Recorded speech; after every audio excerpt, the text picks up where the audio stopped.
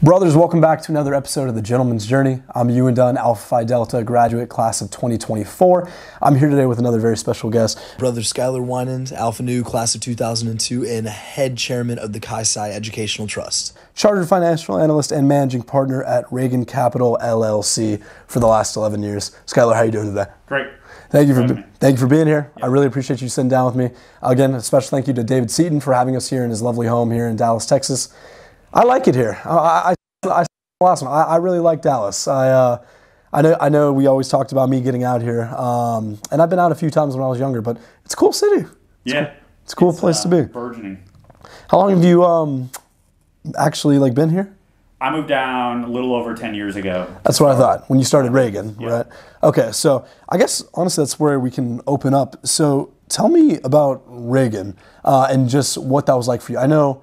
In my reading and research about you, I know you always wanted to be a portfolio manager, and I know in this industry that can often take a while to climb to. Right. It takes a lot of experience. Right. So to a degree, you really did have to bet on yourself to move you and your family here, correct, and start Reagan. Tell me what that was like for you. Yeah, so I've been in the mortgage business for about 20 years, specifically investing in bonds backed by people's home loans. And I was fortunate coming out of college to have a mentor and have a really good opportunity in Minneapolis to work at a mortgage firm. Went on, worked at a money manager, and had the opportunity to move out to New York right before the great financial crisis in 2007. Right place, right time. Started investing in mortgage bonds personally in 2009, where this isn't something that you can go on Fidelity and just buy a mortgage bond. You have to have intimate knowledge and connections. But, it came to a point where I was about 10 years into the industry, and I kind of knew that I'd had previous experience where there's an expression, in order to move up, you have to move out. And so I knew that in order to get to that next level, I had to get out of my current situation, and that's what I did. So I quit my job in March of 2011 and told my wife, I'm like, hey, I kind of need to move to Florida or New York or Texas for 6 months because we have to sell these bonds in order to start the fund. So just for income tax reasons. And so no joke, I moved to Texas out of the blue in 2011 on my own for about 2 or 3 months.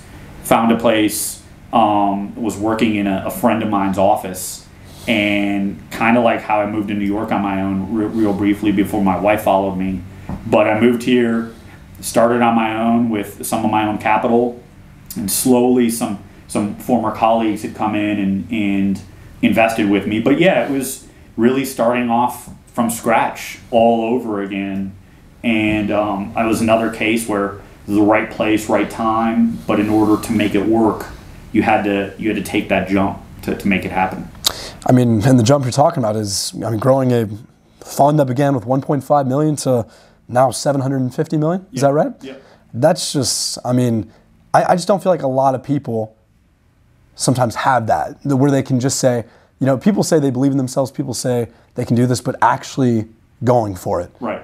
Especially, but of course, if worse had come to worse, I read this in a testimonial about you, you would have just probably ended up back at a job similar to what you left. Oh, yeah. Is that right? Okay. Yeah, my experience is fairly transferable in a small community. So if it didn't work out, I would have easily been able to go back to not my old firm, but a similar type of firm. Sure. And do the same type of job. But it took me 10 years to get to that point where I could actually be able to do that, where I could, and it took an amount of time where I was able to earn and save and, be able to effectively walk away from my job.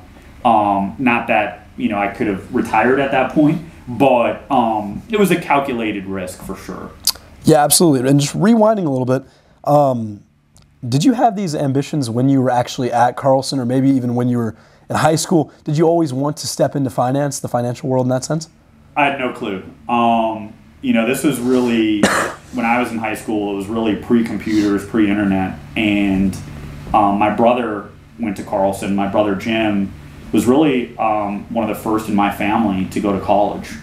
And so, he applied to one school, University of Minnesota, and he got in and got into Carlson eventually. And I asked him, I'm like, where should I apply to school? And he's like, I don't know. He's in college. And so I only applied to 3 schools, and I was very, very fortunate. I grew up pretty humble beginnings, and I knew that I had to pay for school myself, whether it was through loans or scholarships. So I kind of, a year or 2 into high school, I'm like, I need to get straight A's in order to go to college. So I got a full scholarship to University of Minnesota. The other 2 schools I applied to, one of which I got no financial aid, the other one I didn't get into. So it was kind of a no-brainer to go to Minnesota. I got into Carlson. Really, the only reason I majored in finance at that point in time was because my brother did. And so it was, all right, I'm going to do this and see how it goes. But I was also majoring in information systems, management information systems, which was a very, very hot commodity, and it still is, computer science or MIS. And most of the internships I had, most of the experience I had were in IT, in tech. And I knew through working those internships that I didn't want to work in those departments. And I didn't see a ton of growth professionally or personally staying there. So I saw the real growth in finance. And so I was really fortunate to get an internship my senior year of college in finance at a large mortgage originator. And so it took a lot of trying and testing in order to figure out what I wanted to do. And I was fortunate to do that while I was still in college. When you eventually, dove in past your internships into the actual career field, after the housing crisis, were you reluctant to get into mortgage-backed securities? I mean, I feel like everyone would be, at least at first. So I entered the workforce in 2001, about 20 years ago. So this was after .com, but about 5 to 6 years prior to the great financial crisis, which was caused by starting with subprime mortgages. So I was in it for 4 to 5 years, as an analyst, as a trader, not really having the PM role yet, where I was making decisions on where the portfolio was going or what we were purchasing or selling. So, I got into a really fortunate spot moving to New York and working for Cantor Fitzgerald in 2007, because we were on the sell side, and we had a very low inventory. We didn't take a ton of losses. And quickly after things started unraveling, we were able to be a broker between buyers and sellers. And that was probably the best spot to be in at that point in time. Back in the gold rush, they call it picks and shovels. We were selling the picks and shovels, or we were the middleman between people that had to move assets around. So it was again, some of it was luck. For some people, that's really all you need. It's just a little bit of luck, I guess. Yeah. But taking it back to your days at New, what was it like just being brought up in the lodge? I mean, as you know, our new guys have such a culture there, especially amongst our alumni now. Right. What was it like just finding Kaisai? What was that like for you? It was interesting. So I made a friend in the dorm, Dave Schuler, who, just kind of invited me over to the lodge freshman year. A lot of us rushed freshman year in the fall. We're only talking about being 3 to 4 weeks into school here, if that. I think I pledged 3 to 4 weeks into school. And I came over to a couple events. The guys were great. The lodge obviously was beautiful. And the food was much better than what the dorms. And so what I saw was really a place to hang my hat in terms of, okay, I'm at class. I don't really just want to go back to the dorm and play video games. I don't want to just go and study. I want to go and actually have real conversations with people.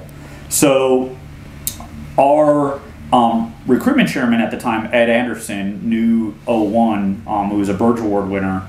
It was the night before formal pledging. It was Sunday night. He invited me out for pizza. Had no clue what he was what he wanted. And it was really like, hey man, we want you to join, here's, your we want you to pledge. And I was like, okay, I'll try it out, so it was interesting at that point where I was trying it out. And the day after, Monday, formal pledging started, and that lasted, 2.5, 3 months. And just through that fall was really when I got to really understand much better through formal pledging, how historic and how great it is to be a Kaisai. And Alpha Nu obviously does have this long, history of being a little bit more conservative than the rest of Kaisai. And I really didn't understand that, honestly, until I went to convention 3 years later as a senior, how Alpha Nu is that much different from most of the other alphas. Yeah, sure. And I think, we can all say just how impacting the sands of time really is in the 4 years and how quickly it moves. What's a really fond memory or two that you have specifically, whether it's in the lodge, out of the lodge? What's something that you really take with you even today from those 4 years? We had a really good history of allocating time to Brotherhood, to just hanging out with the other brothers.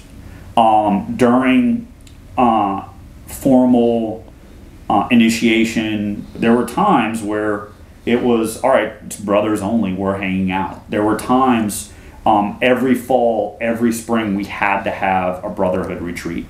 And it was usually going to some, we're in Minnesota, so you're going up to somebody's cabin and hanging out for Friday through a Sunday and going around and talking about every single brother had an opportunity during Brotherhood to share stories. Sure. And talk about the lodge and issues we might have with each other, but also bonds that we've been creating over that past semester. So those times where, in this day and age, to think about going somewhere for an entire weekend, no phones, no devices, and just talking was, I wish I could do that now. I wish I could get my best friends together for a weekend and say, hey, look, no devices, we're just going to hang out and we're going to talk and we're going to share stories around a campfire.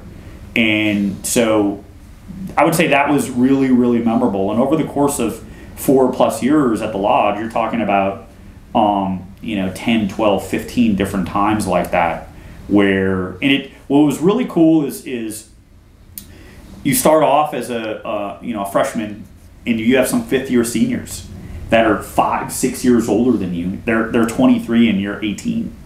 But then when you're an elder statesman and you're 21, 22 years old, and you're bringing in kids that are 17 or 18, you have this experience of 8, 9 years before and after you that you're able to gain those conversations with and appreciate that brotherhood with a very wide time frame of ages. Yeah, usually we see Brotherhood produces like strong relations after the 4 years. How have your relations been, not only with your pledge class, but with just the new guys in general since graduating in 2002? It's kind of a tale of two ages. So I graduated in 2002. I lived in Minnesota up through 2007. Right. So my best friends still are, but back then, that's who I hung out with. Guys that I lived in the lodge with. And to this day, I was back in Minnesota a month ago, and that's who I call up, to go to the football game with, to go over to the lodge with. I go to convention almost every year. I've been to, I think, 16 conventions now. And there's this great bond amongst the 4 or 5 Alpha Nu brothers that go every year, where I would say about half of my time is spent with those brothers and the other half is spent with other Kaisais throughout the nation. And it's just having that common shared experience of, oh, here's the room I lived in. We did very, very similar things in the exact same house, the exact same lodge. That's hard to, every lodge is different, and that everybody, all the brothers are doing different things and experiencing things differently. So there's obviously that just shared bond of living in the same lodge and or having lived in the same lodge as other brothers that you're speaking with. And I think a lot of those, those new guys you mentioned, I think, again, just part of what the culture produces is a lot of men who really do want to give back, whether it's financially, whether it's more being hands-on, both. We've obviously gotten to talk to several yourself, Dr. Alberg, T. Denny Sanford, just a bunch of guys who've just been really deeply invested in the fraternity after their 4 years, which I think is an example we want our other brothers from other alphas repeating, which a lot have, which is good. Yep. But I think it's just about setting that culture, which is super duper important. So listening to your emphasis on how important Brotherhood is to you, how integral was the lodge in promoting those ideals? The lodge in Minnesota is really special. We're the oldest fraternity on campus. It is just a giant structure that has a lot of history to it, where, most of us are coming from homes that were built, and then my home when I grew up was built in the 1920s. I lived in maybe a 1,300 square foot house, and now I'm moving to a lodge where 40 brothers live there. And so it's just this giant structure that is really not only a home away from home, but as soon as I moved in, it was my home. I only went home I don't think there was one night post when I moved in, maybe starting my sophomore year when I moved in, where I didn't sleep at the lodge if I was in Minnesota. I'd go to Christmas, I'd go to Thanksgiving, and I'd go back to the lodge. Many times I was one of only maybe 2 or 3 brothers living there during break. So being able to just go downstairs and have a bowl of cereal with the other brother that's still there, and watch a football game, or in the fall being able to bring over your friends from the sororities or other fraternities to hang out and play beanbag or what have you. So just that home base was so important, and I think that's a lot of what adds to Alpha Nu, is that a lot of us live in the lodge for 3 years. We move in sophomore year and we're there through senior year. I think that's fairly unique amongst most other alphas, especially if you're a large alpha. Many alphas are only living there 1 year, their sophomore year, and we're fortunate that we have a lodge in the first place. So it's so integral to just the history and our personal experience of Kaisai. Absolutely. So the sands of time flow. You graduate. Yeah. The 4 years is finally up, and you jump into the career. You jump into the workforce. What's one thing you wish you would have known when you first started? I feel like a lot of our brothers that are just now getting into it are kind of at a learning curve almost, because you really don't know. And especially with COVID, this new job market, there's a lot to be taken, but there's also a lot that you have to know before going into it. What's one thing you wish you knew? That you can't do everything in your first job. You can't solve the world's problems, and that first job is really to learn to soak in as much information as possible, both professionally but also personally. Being able to work with other people and create value for your organization, for your team, for your boss. One of the best pieces of advice I ever got, which was from my first real boss at my first real job. He's basically said, you want to be in a position to create value. You need to create value to the organization to become invaluable, where we need you more than you need us. Mm-hmm. And so I've always kind of had that in the back of my head of if I can come in and I can create value as quickly as possible, I'm going to be appreciated, and that extends itself to promotion, bonuses, sure, moving forward, etc. So it's I was fortunate that I had that taught really quick. But, it really didn't sink in, I think, until I was in the business for probably 6 or 7 years, how valuable that piece of advice was. Sure, and that was actually my next question, so that's perfect. It's about, if I heard it from you correctly, it's about creating value wherever you are. Yep. I think being noticed is just super important. Sure. Anyone can kind of blend in now. Yep. I don't think it's very unique. I don't think it's what gets you noticed. It's what gets you that bonus, Right. that promotion, Right. anything like that. Standing out is super important, and taking opportunities as they come. Yeah. So that's really cool. Moving back into kind of finances. Again, you being a portfolio manager, have had a lot of experience managing very large amounts of money. Taking it down to a more individual level of just personal investing and saving, especially Right. for many brothers who are starting that at this age. What are some financial habits that you'd recommend to our younger guys, especially those that are about to graduate and once again enter the workforce? What are some saving and investing habits you recommend? Yeah, I would. There's a really short, really valuable book that you can read called "The Richest Man in Babylon," and it's maybe 75 pages, and it comes down to saving 10%, make money, get gainful employment one way or another, but save 10% of it and just put it away. Why? Well, there could be a great opportunity that comes along to invest in something, whether it's yourself or a piece of real estate or a friend's company, and compound interest. You start when you're 19, 20, 21 years old, saving, whether it's through a 401k, Roth IRA, or a cash account, and in 10 years from now, that money should have tripled, as long as you weren't spending it down. So it's also just investing in what you know, kind of what Warren Buffett says. I know real estate, and so I invest in real estate. Almost everything I own is something that's real estate related. And so I focus on what I know, and with the rest of it, for, let's say, investing for my kids, for example, you just need exposure. You need to be exposed. You need to be in the market in order to make money. And it's a very, very long game. If you're starting investing when you're 21 or 25 or 30, you have 50, 60 years. Warren Buffett made the 99% of his money after he was 55 years old. And that's due to compounding and staying in the market. Yeah, and very, very important ideals, because people don't realize just how long the game is. Oh, yeah. As you mentioned it, a lot of people, especially people my age, this generation, you have people wanting to make the money quick, get rich quick. Right. And that's not really, correct me if I'm wrong, that's not really how it operates. It's not really how it goes. Of course, we had all that weird stuff in the market like a year plus ago with GameStop and Right. all the weird coin that just kind of soared because of social media. But that's not what happens in the normal market.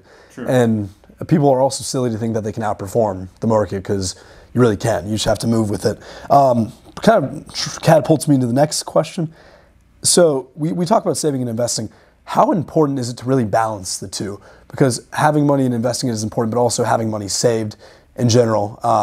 Because obviously a bullish market is not forever. Right. A bearish market is obviously inevitable at points. We've seen it throughout history. The market goes up, the market drops. How important is it to have money just saved? Yeah, that's a really good question, because it comes back to when I up and quit a pretty good paying job when I was in New York City. Had a great job, doing great, and I quit. And what allowed me to quit is because I had saved. Mm-hmm. So if you're saving, and whether you're putting that money in stocks or cryptocurrency or what have you, as long as you're setting aside capital, and you have built up 6 months, 12 months, 5 years of living expenses, it creates a tremendous amount of personal freedom to not have to do your 9 to 5 anymore. And so creating that personal freedom, I would say, is so much more valuable than the monetary aspects of having money in the bank or making money on the money in the bank or in the stock market or what have you. So the saving part, and think about it in terms of, well, if I had the ability to walk away from my job right now, what possibilities could that create? Whether you want to start a company, or be a TikTok star. The ability to do that only comes from having that nest egg. Yeah. And that is, I would say, 10 times more valuable than it sitting there being compounded. Mm-hmm. And so saving is, and it also creates just a discipline. And that discipline, like working out every day or just putting aside cash out of every paycheck you get, that discipline in and of itself is what is going to create huge dividends down the road, because you're able to pounce on that opportunity if real estate's down 20% next year, or your favorite stock that you're monitoring.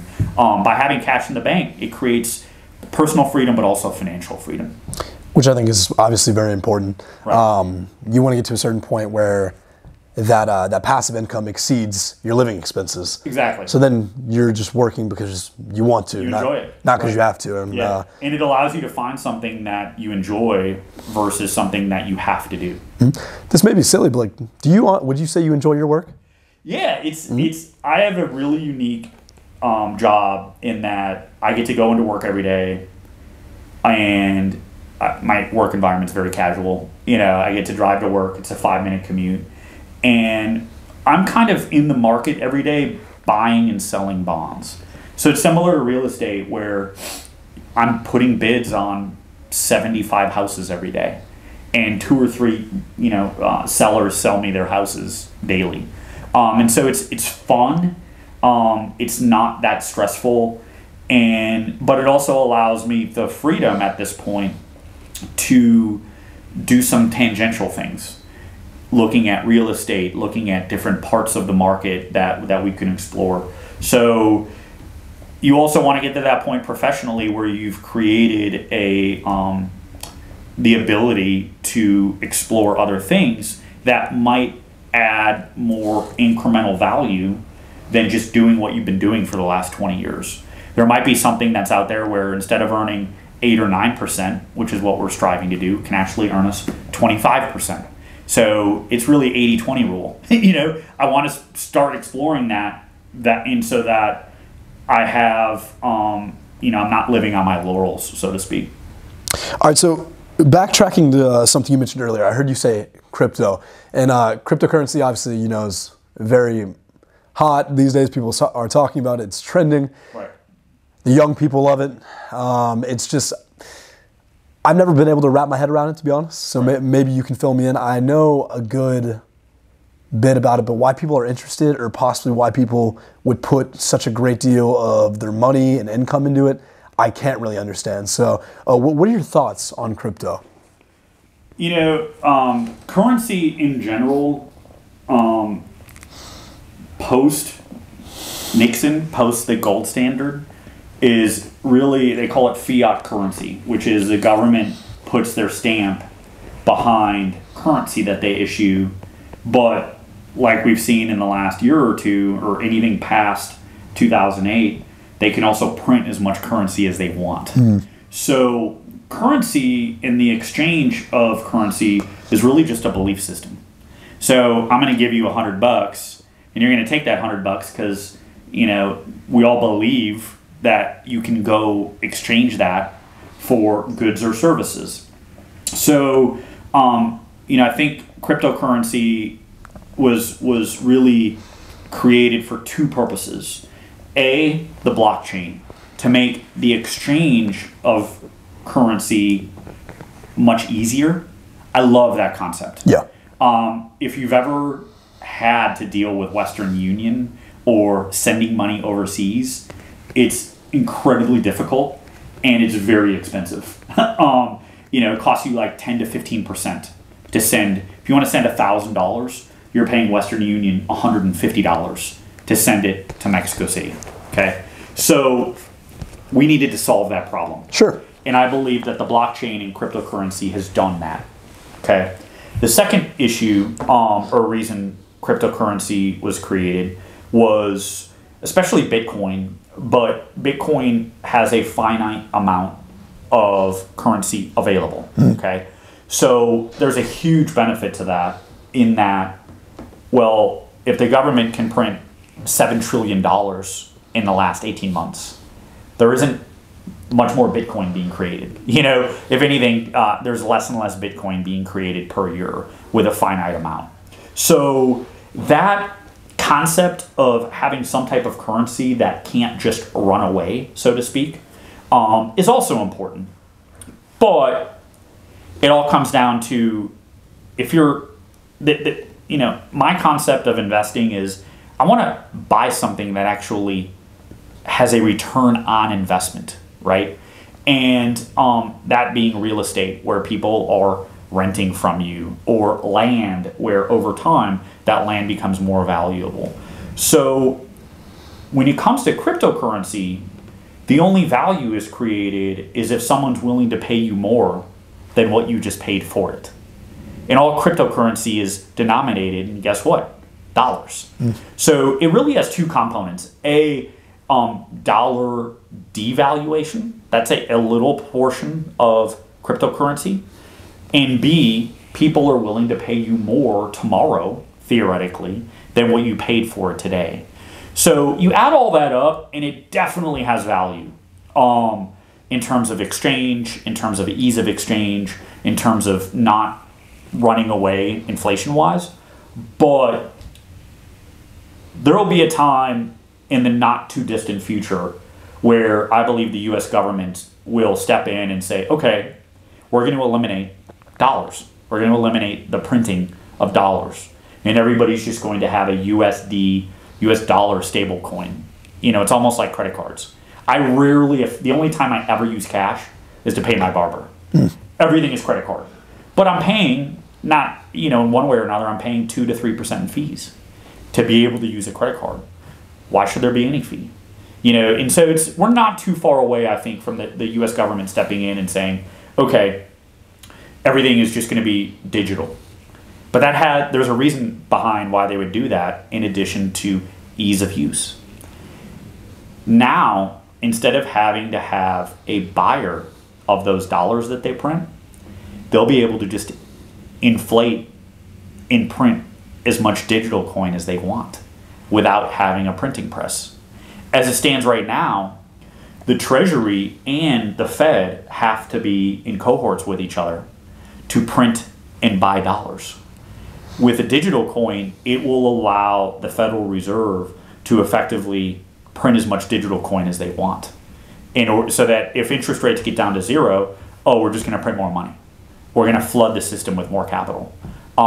So there's ease of use, and the federal government eventually cracking down on black market operations with crypto. That said, is a currency like Bitcoin valuable in the sense that, well, there's only a finite amount? Yeah, but so are, 1957 Chevys. They're not creating any more 1957 Chevys, right? So you could go buy those too. So with this is personal, with your own money, right? Not just like fun money either. I mean, like actual hard-earned, like working dollars. Yeah. Would you put money in a cryptocurrency today? Yes, I haven't. I feel like I need to have maybe 1% to 2% exposure. Sure. And this is especially for my kids. For me, I really value also having cash so that if I find an opportunity, I can put it to work. But for kids, my kids are 7 and 5. They have not a 30 or 40 year timeline. They hopefully have an 80-year timeline. So you want to buy something that you think will be worth 10x or 100x with that type of timeline. And yeah, so I think it's a part of your portfolio, but it falls back to, well, do you want to own oil? Do you want to own energy? Do you want to own something that its only value is what someone else is willing to pay you for it? It doesn't actually create anything of value other than, the belief system value that I started off with. Sure, and you brought up hyperinflation a few times. Sure. COVID put us in a very unique scenario to experience the magnitude of hyperinflation that we're set for. Just talk to me about what that looks like for you, not only just as a portfolio manager, but also just as a father who's saving for his kids for college, starting at 529s. Like, what does that look like for just the everyday American? It really hits home when it comes to housing. It's become incredibly difficult for people in their 20s to buy a home, that's for sure. But in initial family formation stages, which is like early 30s nowadays, it's also still hard. Housing prices have risen 20% in the last year. And so you can see rents, housing, gas, energy, the stuff that people actually want to spend money on, rising a lot more than what we've ever seen in our lifetime. So how do you kind of combat that? Well, you effectively want to be the lender, or I'm sorry, you want to be borrowing from banks and investing in assets that go up in value. And we're in really unprecedented times if you think about post-2008, which is when the government really first started ever printing cash and just giving it to people and giving it to organizations. So we've printed, I think, $8 trillion since COVID. That money has to be spent somewhere. And if you look at the chart of global bank balance sheets and you lob on global bond and equity valuations, they're the same. It follows the exact same path. So when the government prints money and it gets spent, a lot of that is going into the market, and it's increasing asset values. So it's tough. I mean, I feel good about investing in real estate and land. Those are income producing investments. You know, investing in traditional bonds where you only get 2 or 3% per year, that's a fool's game right now. Yeah, absolutely. And I feel like, again, financially speaking, a lot of people are just always trying to go for like, what's next? What's going to get me? What's going to get money in my pocket tomorrow? Yeah. But you know, just nowadays, it's really hard though to even just keep. We talked about this a little bit earlier. Your money just in a small interest-bearing account, because the way inflation is right now, your dollar is going to be worth a lot less. Yeah. So it's got to go in the market. It's got to go in either an ETF that moves along the S&P, is consistent. You got to put it in a mutual fund. You got to put it in something that's going to get you that pretty speculative return. Sure. I think that's kind of the point we've reached. And so as far as investing goes, hopefully our brothers are able to take that up. Last question before I let you go. You are obviously a dad, and you said to 2 children, 7 and 5. What is the most important piece of information you'd want our other brothers to know who are about to become dads or are on the way to becoming dads? So I have 7-year-old twins and a 5-year-old. So, that I didn't know. Yeah, so 3 kids total. 3 kids. Wow. Yeah, it's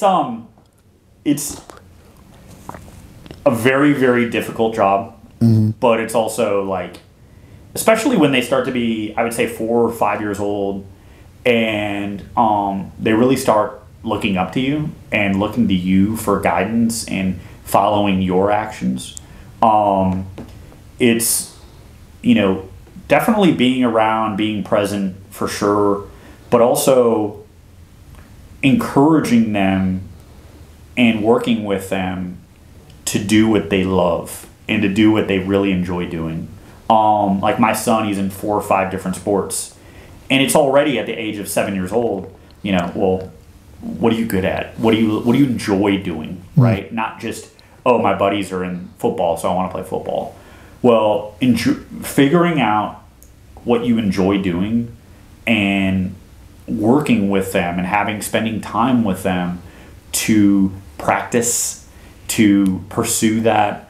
I feel like my kids are still very, very young, but I feel like, it's really important to set aside that 2 or 3 hours a week to share with them what they enjoy doing and help them advance in what they're doing. So it's, that I'm just coming to that stage now where, I do have to practice with them, 2, 3, 4 hours a week, and I enjoy it. I enjoy seeing them progress as quickly as they do at this age. That's really cool to see.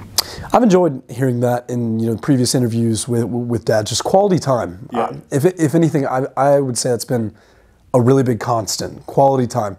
So, and I think that's something that, again, our brothers who have just recently become dads or are close to being dads, I think that's definitely something all of them can learn from. And I think it's something really, again, while being a dad is not easy, I think that's a really easy way for you to start, is just simply spending that time with your kids. For sure. Skyler, thank you for talking to me today. I really do appreciate it. It was a great interview. Hope you guys enjoyed it. We will be back very soon with another series of interviews. I hope you guys have a great, blessed week.